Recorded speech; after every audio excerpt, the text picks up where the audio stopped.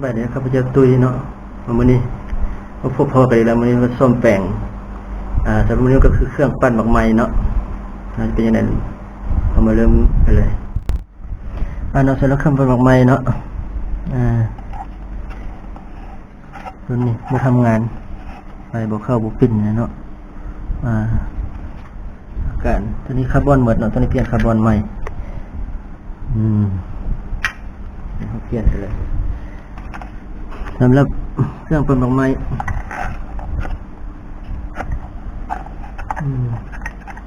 โรเตอร์ด้านในเนาะจะพันด้วยเครื่องจักรคือกันเนาะจะพันขดลวดทองแดงสำหรับสเตเตอร์จะมีขดลวด2ขดนี่นะการพันด้วยการปกติมอเตอร์มันจะมีขดลวดเดสเตเตอร์เนาะตัวที่หมุนของไดของมอเตอร์ AC เป็นส่วนหลายแต่ว่าในเราเตอร์ตัวหมุนก็มีขดลวดทองแดงคือกันเนาะจะพันด้วยเครื่องจักรมันจะแน่นและละเอียดกว่ามอเตอร์ลักษณะนี้จะใช้คาร์บอนเนาะหรือว่าธาตุนี่แหละคาร์บอนในการกระตุ้นเพื่อให้ได้ฮอบหมุนไวกำลังแหงมาช้าๆเนาะหลายอย่างที่ใช้คาร์บอนจะได้ฮอบหมุนไวตอนนี้เราเปลี่ยนคาร์บอนเห็นอากาศเราเปลี่ยนคาร์บอนกันเลยเนาะ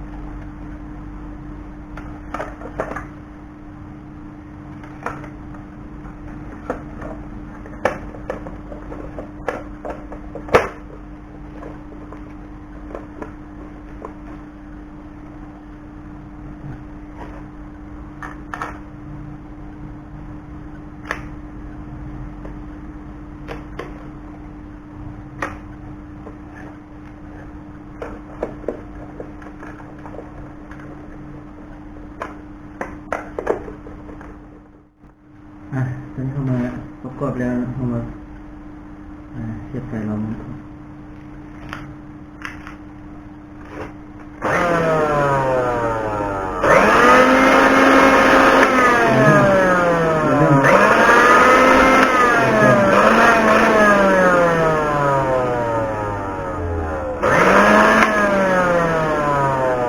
ใช้ได้ปกติเนาะใช้กันเลยเนาะสำหรับการซ่อม